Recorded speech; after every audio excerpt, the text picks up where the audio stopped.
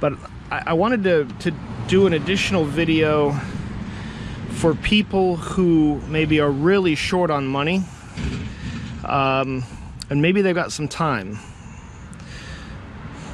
In this starter situation where it would click but it wouldn't crank, it can be a situation where it's not getting power through this wire. It's not bringing power in from the battery going through to the starter itself. The solenoid comes together and bridges the power from your main battery connection to the starter, and it also pulls the gear out. The problem isn't that it's not pulling the gear out, it is.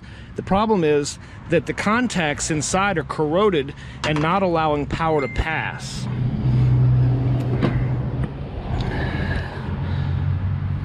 So that pin in the middle, that pin transfers power. And this pin had a whole bunch of corrosion on it, and it was just, I had to chip it away. But I'm going to go one step further. I'm going to use a Dremel, and I'm going to clean that to where it's shiny. And then the other part is here. I didn't clean this yet, but you can still see there's some buildup on the center. I can feel it. That buildup is preventing a solid power flow connection. So when I'm done with this is going to be clean, like brand new clean, and this pin inside is going to be brand new clean. And that is actually the problem with this starter. It's not the starter itself. So I just wanted to share that with you guys. It's an old school kind of mechanics thing. I'm not a mechanic, but I've talked to mechanics. I had crappy cars 30 years ago when I was in high school, so I talked to a lot of mechanics about stuff, and that's one of the things that they were telling me. So anyway, I'm gonna go ahead and clean it. I'll show you what it looks like when it's done. Also, I'm gonna use this is basically a Dremel. If you have a Dremel's fine. That would be the preferred tool anyway. But this is like a rotary tool that I've attached a Dremel bit to, a cup brush, and I'm going to use that to go inside. All right, so I got all clean. None of that crusty residue in the center is left. It's all nice and shiny and clean.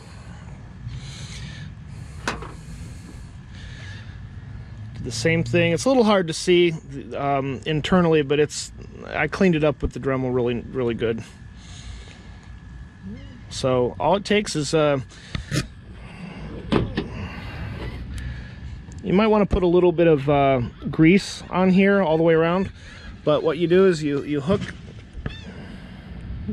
it in, boom, like that, and then you put it back together with you line up your two holes for your screws. You want to make sure the shorter stem is on the bottom, and then we're going to push it on and tighten the bolts down, and it'll be good to go. And it might not be a perfect fix. Might get you a year or two until you can get a different vehicle, or whatever your case may be. All right, so there we go. We got it back together. Tighten that nut down on there, and tighten these two screws back up.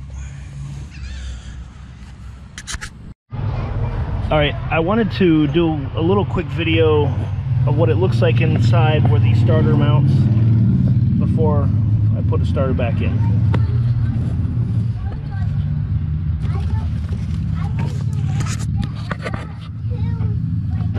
So you see the teeth. The teeth, that's your flywheel. That's where the gears from the starter will engage, and that's they look I don't know, fairly clean.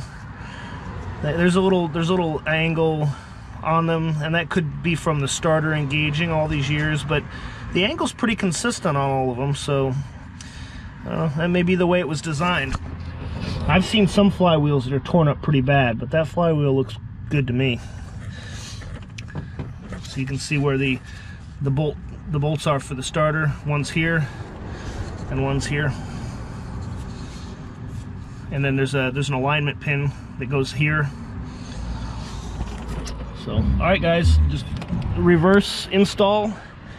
I don't have the bolt specs on the cables. You might have to look online for that, for tightening all the bolts back up.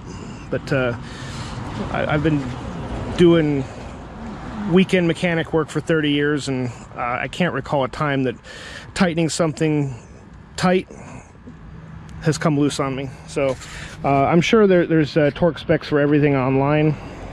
You might want to check it out. Thanks for watching. Hopefully this video made this a simple process for you.